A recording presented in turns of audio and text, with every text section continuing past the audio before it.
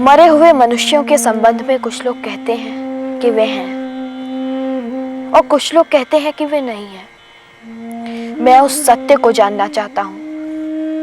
नचिकेता, देवताओं के लिए भी वह रहस्य दुर्लभ है। तुम कोई दूसरा वर मांग लो।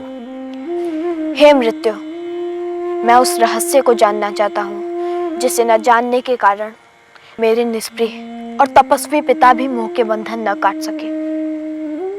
क्या है जीवन की उपासना का वह रहस्य जिसे मनीषी आत्मविद्या कहते हैं? हे नचिकेता, तुम 100 वर्ष की आयु वाले पुत्र पौत्र मांग लो।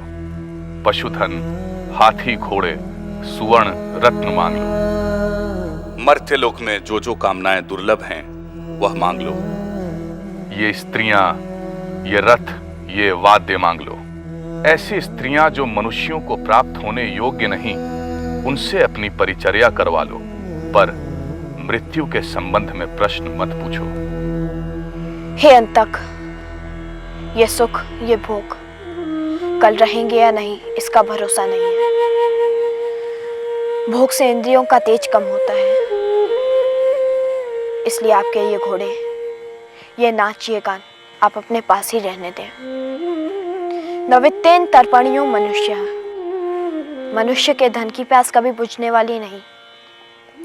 इसलिए मुझे तो आप वही ज्ञान दें जिसे पाकर मनुष्य अमर हो जाता है। हे नचिकेता, जीवन के 2 पथ हैं, एक श्रेय का और दूसरा प्रेय का। प्रेय का मार्ग भौतिकता का, भोग का है। योग का, श्रेय का मार्ग आध्यात्मिकता है। दोनों ही मनुष्य के सामने भिन्न भिन्न रूपों में आते हैं। बुद्धिमान प्रेय की अपेक्षा श्रेय को चुनता है। निर्बुद्ध अपने लिए प्रेय का मार्ग स्वीकार करता है। भोग का मार्ग अविद्या का, अज्ञान का मार्ग है। अध्यात्म का मार्ग विद्या का, ज्ञान का मार्ग है। प्रेय के मार्ग को चुनने वाला सुख को ही सत्य मान बैठता है। श्रेय के मार्ग को चुनने वाला आत्मा को ही सत्य मानता है। प्रेय का मार्ग इंद्रियों की ओर ले जाता है, श्रेय का मार्ग इंद्रियों से परे ले जाता है।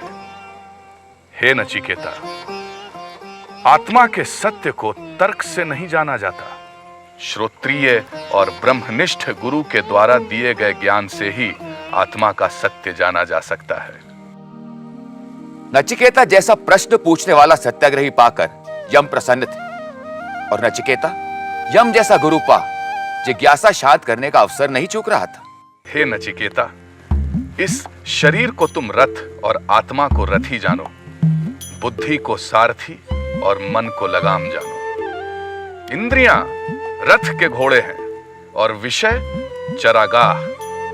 जो चंचल मन का है, जिसने मन की लगाम नहीं खींच रखी, इंद्रियां उसके वश में नहीं रहती। ठीक वैसे ही जैसे दुष्ट घोड़े सारथी के।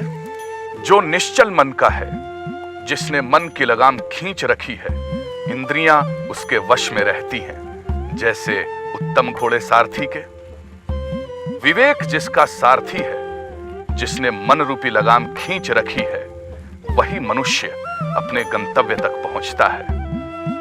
हे नचिकेता, इंद्रियों से इंद्रियों के विषय श्रेष्ठ हैं। विषय से मन, मन से बुद्धि और बुद्धि से आत्मा श्रेष्ठ है। जो इस आत्मा को जान लेता है, वह मृत्यु से परे चला जाता है।